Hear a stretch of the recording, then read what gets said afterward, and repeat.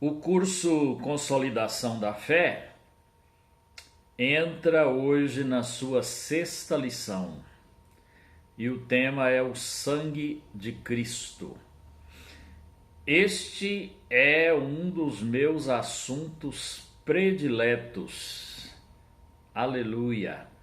Eu amo falar sobre o sangue e me sinto muito à vontade, porque este assunto é deveras determinante, né? Definitivo para o êxito e para o alcance das promessas de Deus na vida de qualquer pessoa.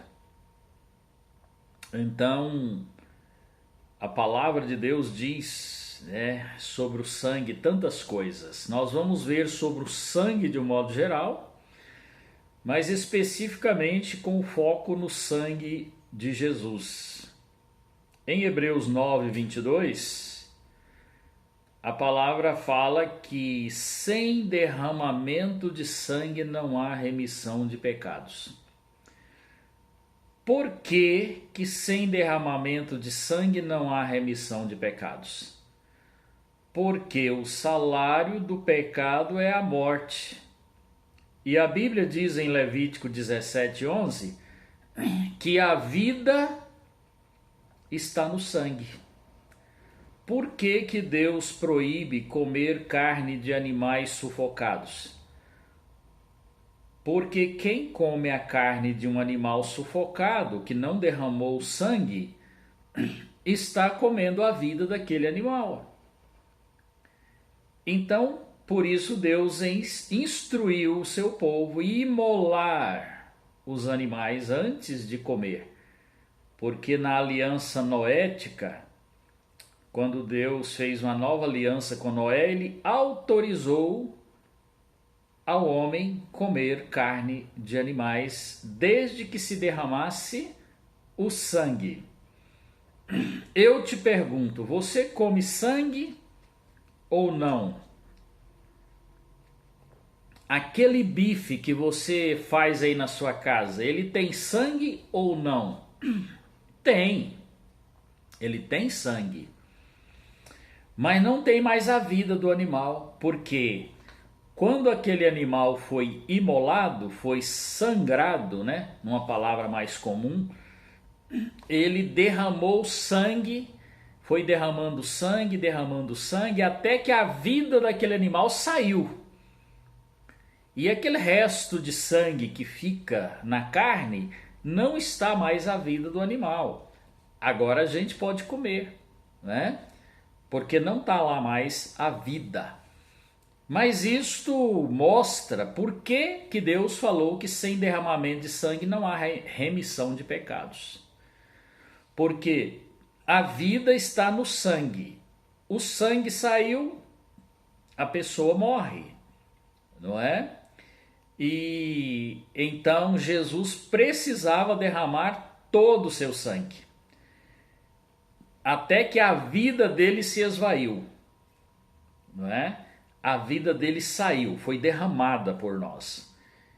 Então agora há remissão de pecados, porque no Velho Testamento ele sacrificava o cordeiro, o cabritinho, né? Os pássaros, derramava o sangue para derramar a vida, porque o salário do pecado é a morte. Então vidas tinham que sofrer a consequência. E Jesus sofreu no nosso lugar. Amém? E quando Jesus fez isto, a Bíblia diz que pelo seu sangue ele fez expiação por nós, não é? Em Romanos 6:23, Jesus pagou esta penalidade, né? Quando ele derramou o seu sangue no nosso lugar. E a palavra expiação, traduzida literalmente, significa que pelo sangue derramado, Jesus acalmou a ira de Deus contra a humanidade. A palavra expiar significa acalmar a ira. É quando a esposa, por exemplo, está nervosa com o marido e ele volta do trabalho, passa na floricultura e leva um buquê de flores.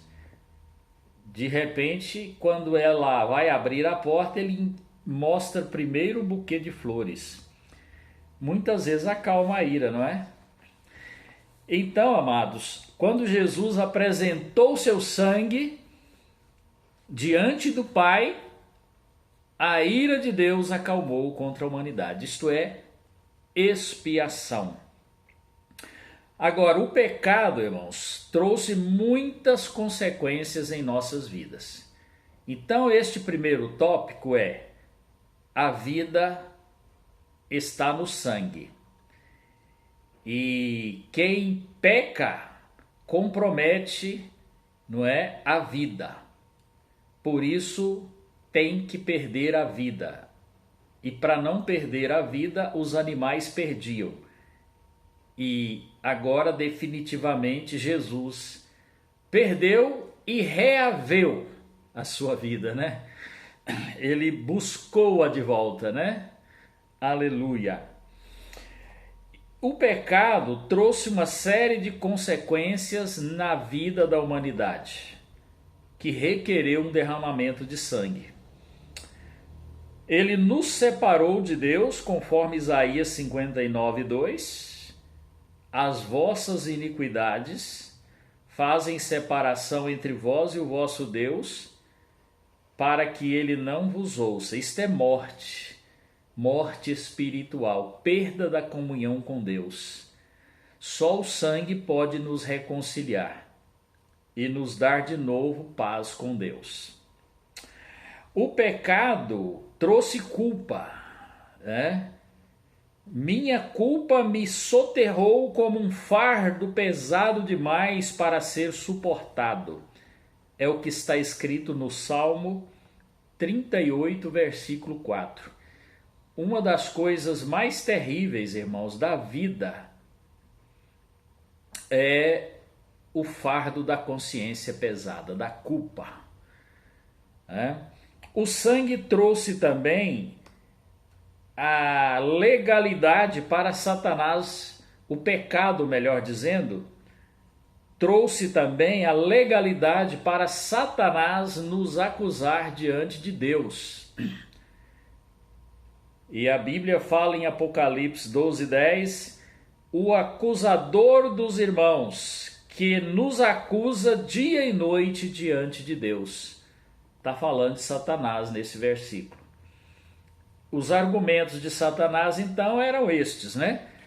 A tua palavra, ó Deus, diz que a alma que pecar, esta morrerá. Isto significa, será perdida, separada de Deus. Então Satanás reivindicava o direito dele sobre as almas que pecaram, e todos pecaram. E ele agora nos acusava diante de Deus constantemente. Então o pecado trouxe legalidade para Satanás nos acusar.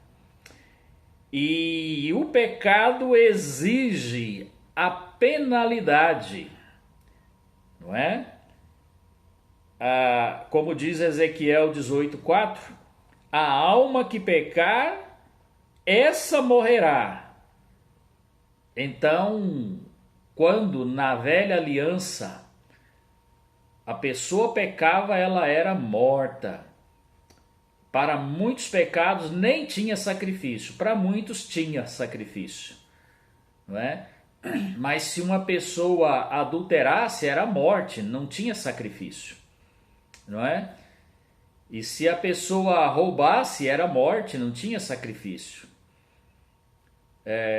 Então, assim sendo, o salário do pecado é a morte, e a alma que pecar, essa morrerá. Então, todos nós estávamos mortos, porque a Bíblia diz que todos pecaram, lá em Romanos 6:23, e destituídos estão da glória de Deus. Já nascemos com a natureza pecaminosa. Deus não tem neto, ele só tem filhos. Os nossos filhos têm que crer e aceitar a salvação de Jesus também, senão não serão salvos, não é?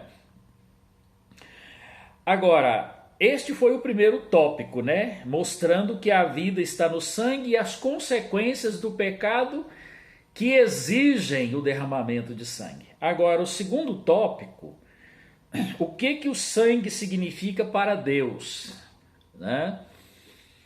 O sangue de Cristo satisfaz plenamente a justiça de Deus.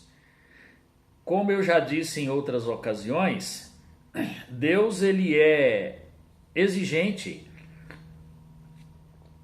com ele mesmo, e ele não abre mão das leis que ele criou. Se ele determinou que a alma que pecar essa morrerá e sem derramamento de sangue não há remissão de pecados, ele jamais iria abrir mão desse princípio. Então, quando Jesus derramou seu sangue, ele satisfez a justiça de Deus. Deus ficou satisfeito, né? E a justiça de Deus requer uma penalidade por ter quebrado a sua lei. Conforme diz 1 João 3,4, que o pecado quebrou a lei de Deus. Então quebrou a lei, tinha que ter a punição, né? Por isso que a Bíblia fala que o castigo que nos traz a paz estava sobre Jesus, né? Lá em Isaías 53.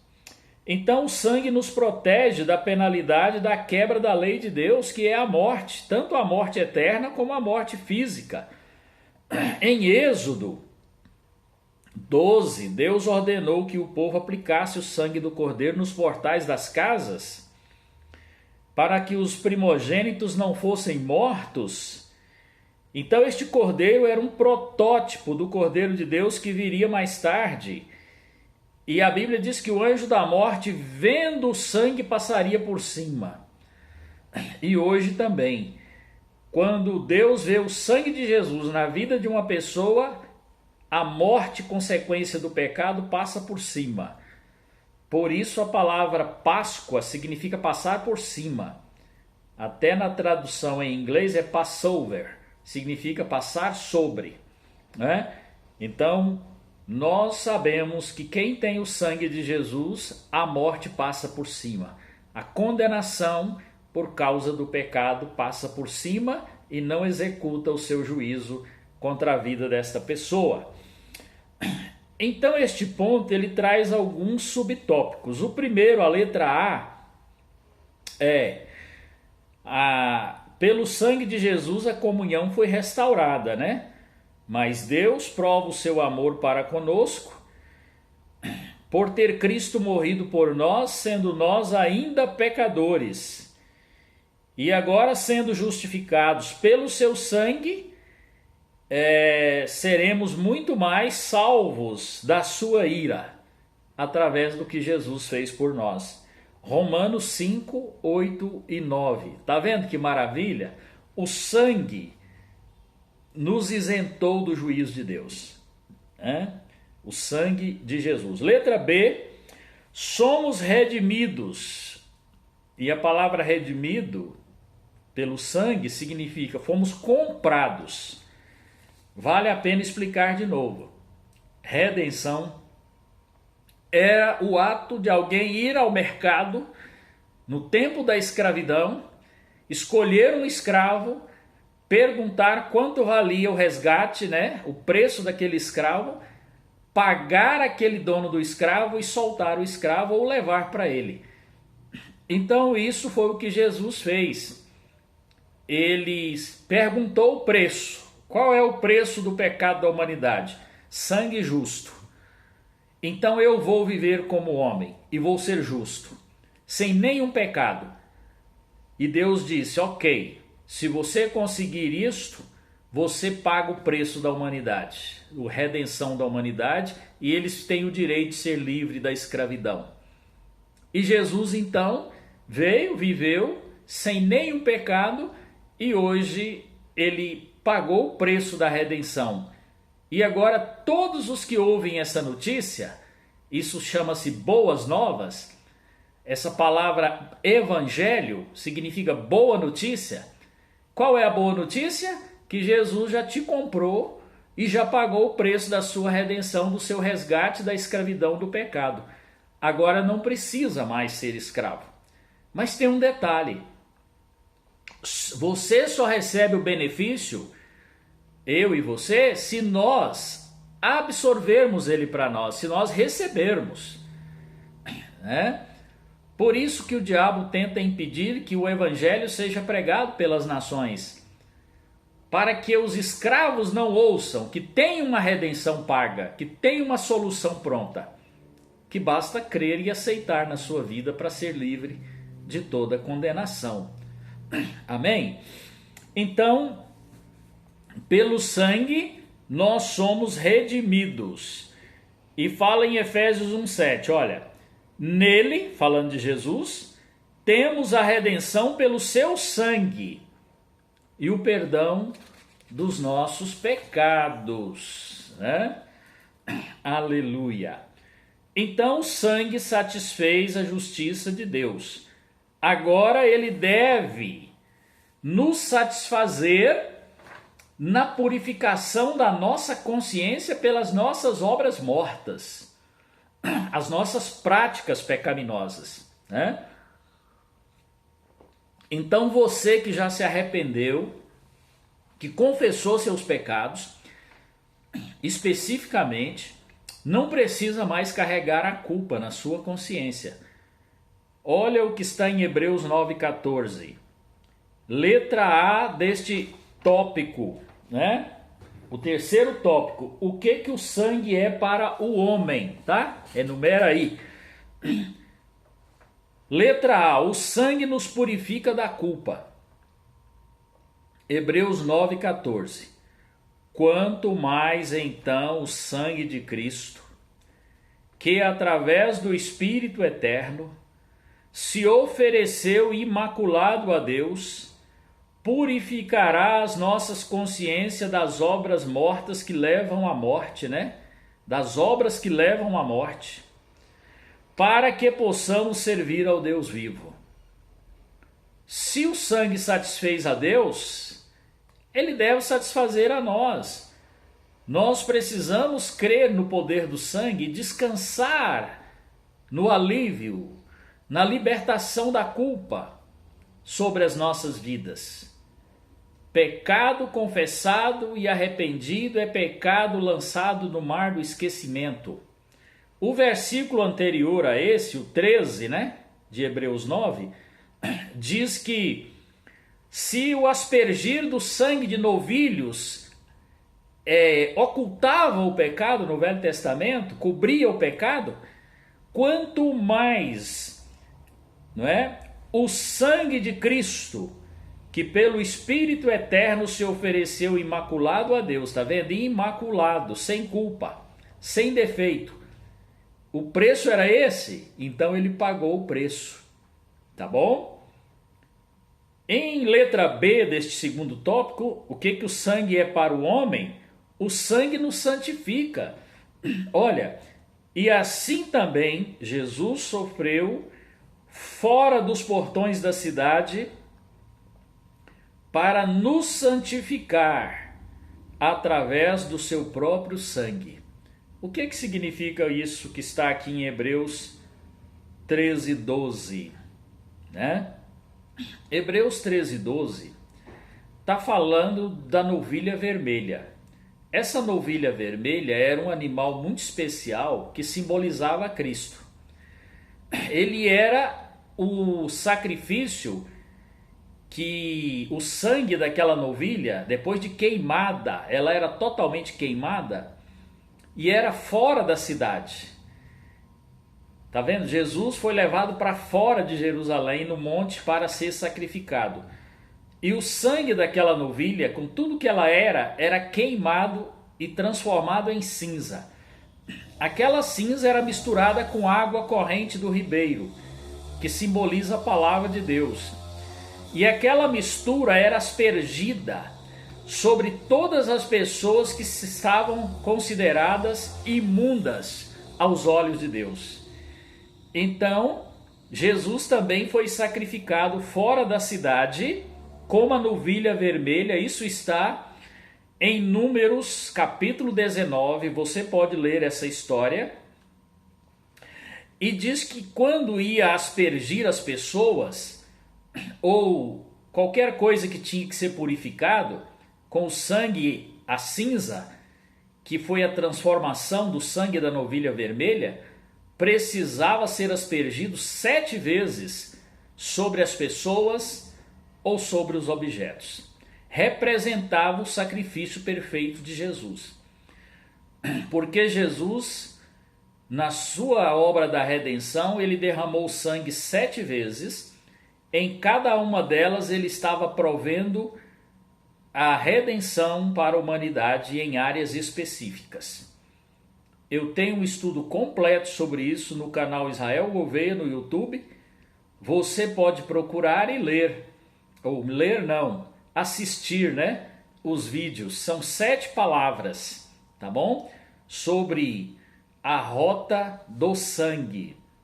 Então procura lá para você aprender sobre este sacrifício perfeito. Mas só para te recordar, Jesus derramou sangue do suor para curar todas as nossas emoções. Jesus derramou sangue da face para nos reconciliar e nos dar comunhão com o Pai. Jesus derramou sangue da coroa de espinhos para nos devolver o direito de reinar em vida por meio dele. Aquele reino que era perdido para Satanás por meio de Adão e Eva. Jesus derramou sangue dos açoites para nos redimir das culpas do pecado. Nós merecíamos receber a punição, ele recebeu em nosso lugar. Jesus derramou sangue das suas mãos para restaurar nossa capacidade de fazer a obra de Deus e de adorar a Deus levantando mãos santas. Jesus também pagou com isso a redenção dos crimes de sangue praticados pela humanidade. Porque todo sangue derramado injustamente sobre a terra clama por vingança. Mas Jesus pagou o preço derramando o sangue das suas mãos. Quando ele derramou o sangue dos seus pés, ele estava restaurando-nos para voltarmos do caminho do erro, do desvio, para andar retamente na presença de Deus e andarmos no caminho santo, e nos capacitando para isso. Quando ele derramou o sangue do seu coração, ele estava redimindo o coração pecaminoso da humanidade e capacitando o homem a ter um coração transformado pelo poder do seu sangue, para ter um coração cheio de vida, cheio de amor e capaz de agradar a Deus. Então veja bem que Jesus não estava só redimindo em cada uma dessas ocasiões os pecados destas áreas, mas ele estava provendo o poder e os recursos para, através deste sangue, nos capacitar para vencer e andar na presença de Deus. Aleluia! Você então pode ver lá no YouTube as 7 palavras completas sobre o sangue, tá bom? No canal Israel Gouveia. Na letra C, né? Fala do que o sangue é para o homem. O sangue nos aproxima de Deus. E diz assim: e através dele pudesse reconciliar consigo mesmo todas as coisas, tanto as que estão na terra como as que estão no céu, trazendo a paz através do seu sangue derramado na cruz. Outrora vocês estavam isolados de Deus e eram inimigos nas suas mentes devido aos seus comportamentos malignos, mas agora ele nos reconciliou com Deus. Colossenses 1, 20 a 22, tá bom? Então o sangue nos reconcilia, nos aproxima de Deus. E a letra D diz que o sangue nos dá intrepidez para acessarmos a presença de Deus. Isso aqui é tremendo, né, irmãos? Aleluia. Olha aqui, Hebreus 10, 19 a 22. Fala assim: portanto, irmãos, já que temos confiança ou ousadia para entrar no lugar santíssimo pelo sangue de Jesus, e por meio de um novo e vivo caminho que ele abriu além do véu ou através do véu, ou seja, o seu próprio corpo, aproximemo-nos de Deus com um coração sincero e na total certeza de fé, tendo nossos corações aspergidos ou respingados pelo sangue, para nos purificar de uma consciência culpada, e tendo os nossos corpos lavados com água limpa. Amém? Que é a palavra de Deus. Se você for ligando os pontos, né? Você vai ver quanta revelação você mesmo pode descobrir através desta lição sobre o sangue. Então Jesus abriu um novo e vivo caminho através do seu sangue. E letra E, o sangue nos aperfeiçoa diante dos olhos de Deus. E diz Hebreus 10:14, porque devido a um só sacrifício, ele aperfeiçoou para sempre os que estão sendo santificados, separados para Deus. A palavra santificado significa cada vez mais separados para Deus. Amém?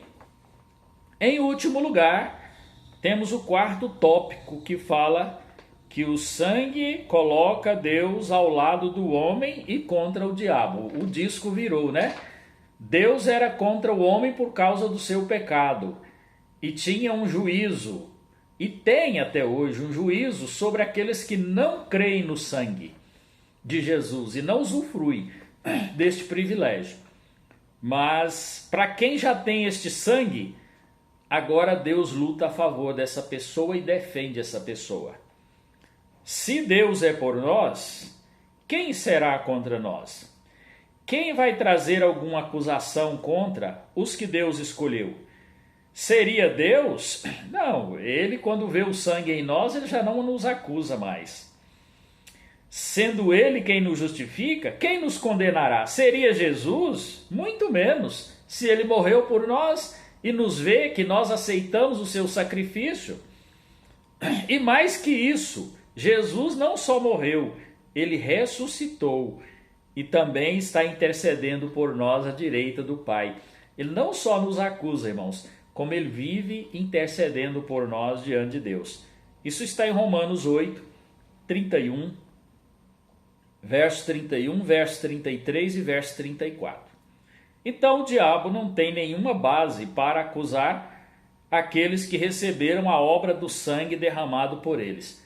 Aqueles que receberam a obra do sangue. Letra A deste tópico, né? O sangue coloca Deus do lado do homem. Mostra que o sangue dissolve todos os direitos legais de posse que Satanás tinha sobre nós.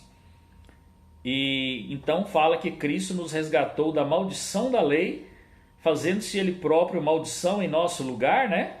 E diz também que ele nos resgatou do império das trevas e transportou-nos para o reino do Filho do seu amor. Então, é a redenção que nós já comentamos, né?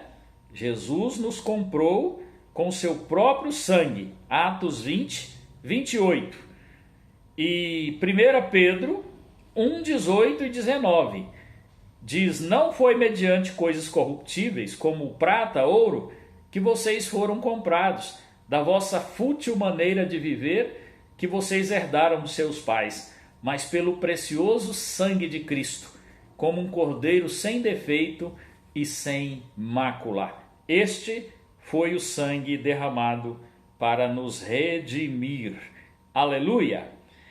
O que é que o sangue de Cristo trouxe para nós? Letra A, pureza de coração, né? Então, quando a gente crê em Jesus, ele muda os nossos corações. Dar-vos-ei um coração novo, um coração de carne, e tirarei de vós o coração de pedra, diz a palavra de Deus. E nos deu a vida eterna. Jesus disse, eu lhes digo a verdade, se vocês não comerem da carne do Filho do Homem e não beber do seu sangue, vocês não têm nenhuma vida em vocês mesmos. Qualquer que comer da minha carne e beber do meu sangue tem a vida eterna, e eu ressuscitarei no último dia. O que significa isso, pastor? Significa que quem recebe o sacrifício de Jesus na sua vida e apropria dele como sendo substitutivo no seu lugar, recebe a carne e o sangue de Jesus como comida espiritual e como vida eterna. Amém? Então, quem faz isso come a carne e bebe o sangue de Jesus, usufrui dos direitos que ele gerou para nós no seu sacrifício. É isso que significa. Amém? E isto nos aproxima de Deus definitivamente. Efésios 2:3. Mas agora em Cristo Jesus, vocês que estavam longe foram aproximados através do sangue de Jesus. Que maravilha! A lição de hoje foi maior um pouquinho, né? Vamos tentar nos manter aí nos 30 minutos para trás, tá? Que então o Senhor derrame este sangue na sua vida e te purifique de todo pecado e que te dê o verdadeiro pão do céu, que é Jesus. Ele é a nossa comida espiritual. Por isso precisamos beber do seu sangue e comer da sua carne, aceitando o sacrifício dele nas nossas vidas. Fica na bênção, até a próxima, em nome de Jesus.